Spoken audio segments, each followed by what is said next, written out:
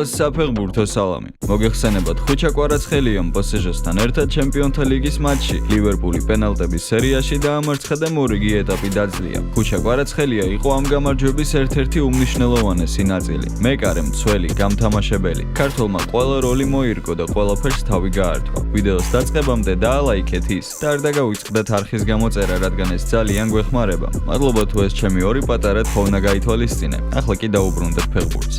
ჩემპიონთა ლიგის მეროთფინალური ეტაპის საფასუხო შეხვედრაში ლივერპული ენფილდზე PSG-სთან 0-1 დამარცხდა. მატჩის ერთადერთი გოლი მე-12 წუთზე უსმან დემბელემ გაიტანა. ორი მატჩის ჯამში 1-1 დაფიქსირდა. დამატებითი დრო უგოლოდ დასრულდა, თუმცა პენალტების სერიაში მერსესაიდელები 1-4 დამარცხდნენ და მეოთხედ ფინალში ლუის ენრიკეს გუნდი გავიდა, სადაც ბრიუგე ასტონ ვილას გამარჯვებულს დაუპირისპირდება, რაც გვაძლევს იმის შანსებს, რომ ხვიჩა კვარაცხელია ჩემპიონთა ლიგის ნახევარფინალურ შეხვედრაში ვიხილოთ. პენალტების სერიაში PSG-ს მეკარე ჯანლუიჯი დონარუმამ ორი პენალტი აიღო და სტუმართა გამარჯვებაში უდიდესი წვლილი შეიტანა. ასევე PSG-ს ფეხბურთელებმა 4 პენალტი დაარტყეს და ყველა გაიტანეს. ეს მოთამაშეები იყვნენ ვიტინია, რამუში, დემბელე და დუე. ლივერპულმა 3 პენალტი შეასრულა. მოჰამედ სალაჰმა შეაგდო, ნუნიესა და ჯონს დონარუმამ აუღო. ხვიჩა კვარაცხელია კარიერაში მეორედ ჩემპიონთა ლიგის მეოთხედ ფინალში ითამაშებს. ლუის ენრიკემ გუნდი კვლავ 4-3-3 ფორმაციით თამაშა, სადაც ხვიჩა კვარაცხელიასთან ერთად შემტევ ტრიოს ბარკოლა და დემბელე ქმნიდნენ. პირველ ტაიმში ქართველი შემტევის თამაშიდან 3 მომენტი იყო გამოსარჩევი. მისი ბრწყინვალე პასით ბარკოლა მეკარესთან პირისპირ დარჩა. ალისონმა აჯობა. შემდეგ ხვიჩამ დემბელე დატოვა მეკარის პირისპირ, მაგრამ ბრაზილიელი მეკარე ამჯერადაც გამარჯვებული გამოვიდა. მოკლედ ქართველის პასები ვერ გამოიყენეს. მეორე ტაიმში ქართველმა ფეხბურთელმა გუნდი გოლისგან იხსნა. რომ არა ხვიჩა დარწმუნებული ვარ, რომ ეს გოლი იქნებოდა, თუმცა ქართველი ზუსტ დროს ზუსტ ადგილას იდგა. კუთხურისას შესანიშნავად იმოქმედა. ზოგადად დაცვითი ფუნქციები კარგად შეასრულა. მატჩის ძირითადი დროის მიწურულს ხვიჩა კვარაცხელიას გოლის ერთი რეალური მომენტიც ჰქონდა, თუმცა სიზუსტე დააკლდა და 101 წუთზე ლუის ენრიკემ კვარა შეცვალა. მატჩის დასრულების შემდეგ გავლენიანმა ფრანგულმა გამოცემა ლეპარიზიანმა ხვიჩა კვარაცხელია 10-დან 6 ქულით შეაფასა, რაც ჩემი პირადი აზრით ცოტათი უსამართლოა, რადგან ხვიჩამ ბევრად მეტი გააკეთა ამ თამაში ვიდრე 6 ქულა და ასევე მცირე კომენტარიც გააკეთეს ქართველზე. ქართველმა ფეხბურთელმა მარცხენა ფლანგზე ენერგიის ნამდვილი აფეთქება გამოავლინა. ბარკოლას მარჯვენა ფლანგზე ხშირად ეხმარებოდა და პირველ ტაიმში მარჯვენა ფეხით გაისროლა. მეორე ტაიმში ნაკლებად შესამჩნევი იყო, ისევე როგორც მთელი გუნდი. 98 წუთზე ჯარიმა დაარტყა, მაგრამ ბურთმა კარამდე არ მიაღწია. 101 წუთზე მის ნაცვლად ლი გამოვიდა. პარიზელების მთავარმა მწვრთნელმა ლუის ენრიკემ თამაშის დასრულების შემდეგ კანალ პლუსთან კომენტარი გააკეთა. არ ვიცი რა ვთქვა,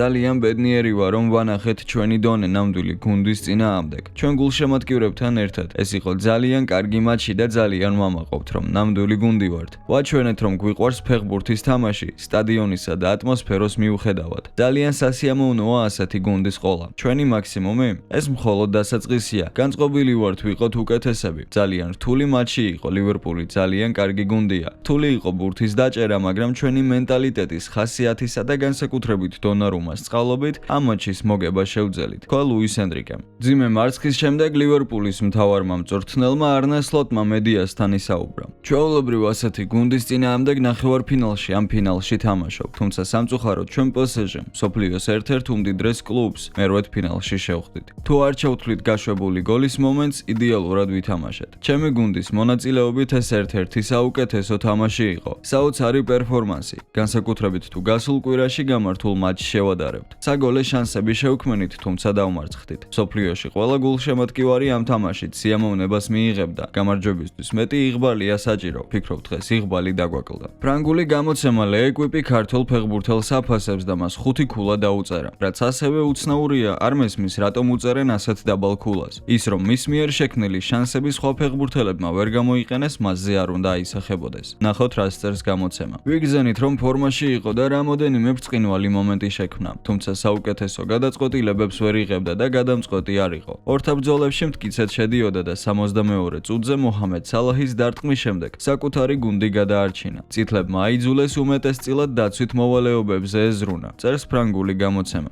ესპანური ლევანტეს ქართველმა ნახევარმცველმა გიორგი ქოჩორაშვილმა კარტახენასთან მოგებული მატჩის შემდეგ ადგილობრივ მედიასთან ისაუბრა და საკუთარ მომავალთან დაკავშირებით დასმულ კითხვას უპასუხა. ქოჩორაშვილის თქმით, ის შესაძლო ტრანსფერზე არ ფიქრობს და ლევანტეს წინაშე მატჩზე დასახული მიზნების შესრულებაზეა კონცენტრირებული. მომავალი? ძალიან მშვიდი და ბედნიერი ვარ. ინტერვიუებში ყოველთვის ვამბობ, რომ აწმყოზე უნდა ვიყოთ ფოკუსირებული, იმიტომ რომ თუ მომავალზე დაიწყებ ფიქრს, დღევანდელობას მოწყდები და გამოტოვებ ყველაფერს, რაც ახლა ხდება. ჩემი თანაგუნდელებიც კარგად თამაშობენ და მათ გარშემოც ბევრი სიახლე იქნება. თუმცა ერთმანეთს აწმყოზე კონცენტრირებაში უნდა დავეხმაროთ. მე აქ ვარ და ამ კლუბისთვის ყველაფერს გავაკეთებ. შეგახსენებთ, რომ რამოდენიმე კვირის წინ პორტუგალიური მედია ქოჩორაშვილის მიმართ ლისაბონის სპორტინგის ინტერესს ეწერდა. გამოცემა რეკორდი იტყობინება, რომ ლომებმა ლევანტესთან შეთანხმებას უკვე მიაღწიეს და ზაფხულში ქართველი ნახევარმცველი პორტუგალიურ გრანდს შეუერთდება. ოფიციალურ დონეზე ეს ინფორმაცია არ დადასტურებულა. დღეისთვის კი სულ ეს იყო მეგობრებო.